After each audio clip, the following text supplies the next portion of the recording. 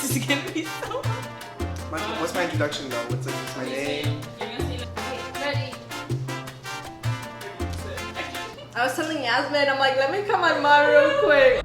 Machismo es una forma de sexismo en la que se discrimina y menosprecia a la mujer considerándola inferior al hombre.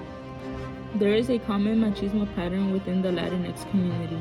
Through these interviews, you will see the current problem we're all facing internally, as well as what needs to be done to create a change. With you, we share this so that you feel inspired to make a change as a community.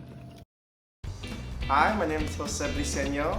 I am a junior here at Chapman University, and my parents are originally from Mexico. My name is Zulema Mendoza, and I'm 18 years old.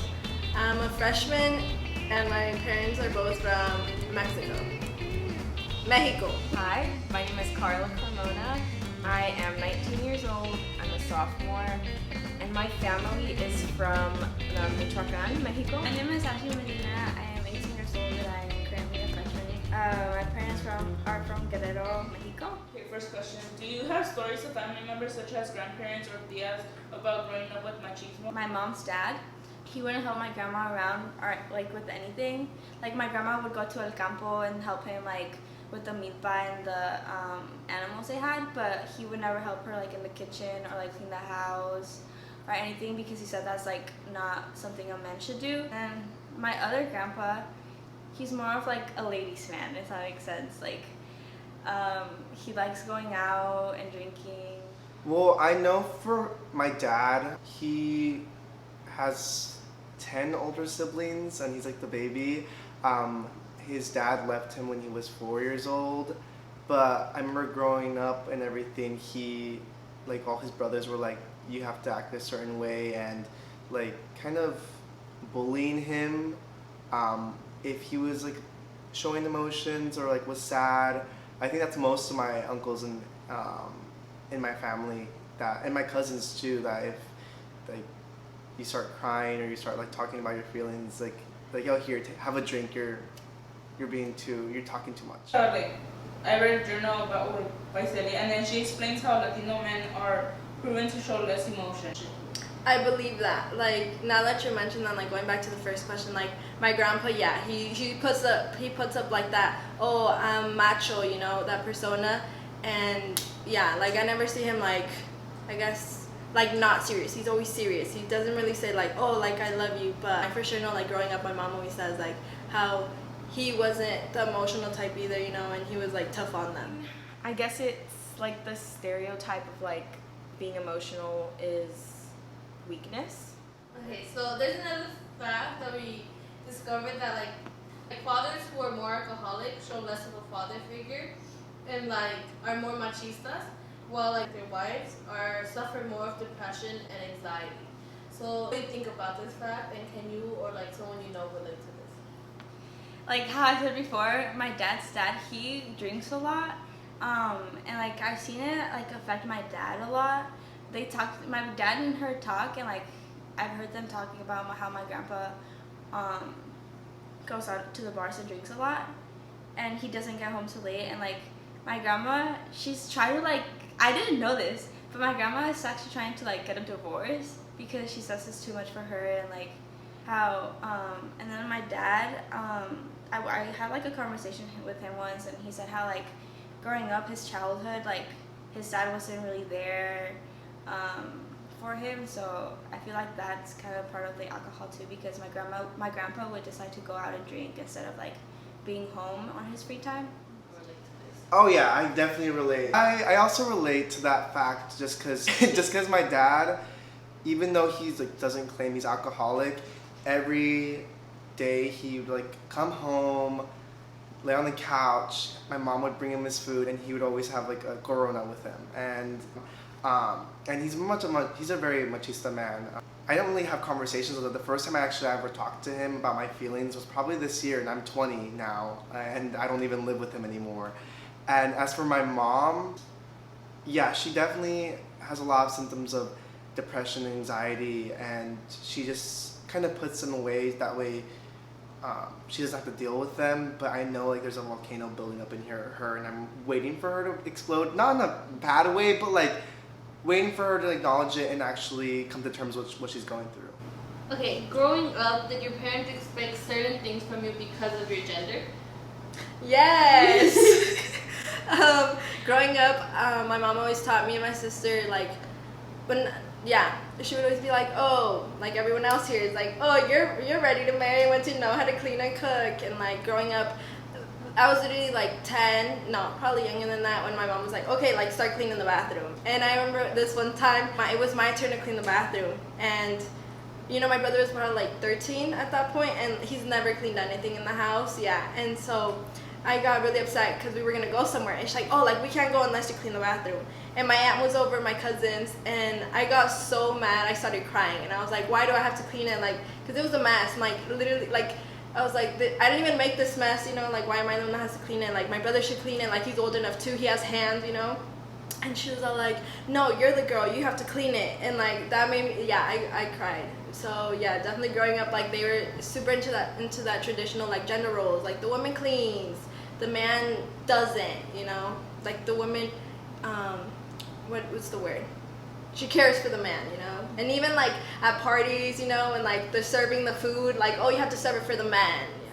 A household full of women and then my one brother, and there's definitely like different expectations from us. Like when there is like a guy or like the man, he becomes kind of like this like untouchable figure. It's like, don't bother him. It's like, he's not doing anything though. yeah. Not just my parents. I think it was. Look, I think I grew up. I identify as queer, so I definitely was more feminine when I was younger. And with that being said, like in the Latino community, Latinx community, very frowned upon. I remember going to family events and then like having my aunts telling me like, oh, don't put your hands on your hips, or oh, you can't, why are you speaking like that, or like, don't walk like that, don't move like that. And I know my parents specifically, they would always like after we'd go out to family events, they'd be like, "Te estás pasando," or something like that. I'm blanking. But and then if I were to start crying, or if I were to start expressing my emotions, instead of like if I was too excited, they would just like tell me like, okay, you need to calm down. And now when my mom, like when I get excited, my mom's like, oh, I never see you excited anymore. It makes me sad. Like, well, because every time when I was younger, I'd get excited and they'd be like, you're acting too girly. If you were to be planning to have a family in the future, with what expectations would you raise your children?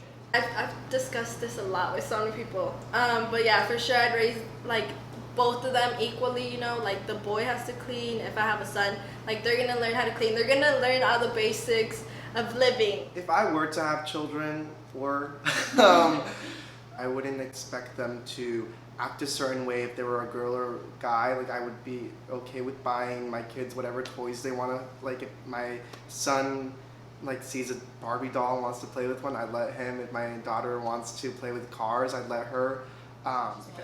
So what do you think of machismo in the present day? It's still very prevalent. I could say even especially in like the gay community, there's just a lot of expectations to still like, oh, if you're too feminine, you're not attractive. And I think that stems from machismo a lot, because it's just the way most people grew up with, like that's what a man is. As for like family wise, I still see a lot of my uncles like not talking about their feelings, or like drinking to cope with their feelings instead of actually going to see a therapist, because seeing a therapist would mean that they're not man enough. And like, I feel like older people, like grandparents, are like more machistas, and now like my brothers, they all have like a different view or perspective, so I feel like they won't be as machistas growing up. Back in middle school, I talked with a friend that was a guy.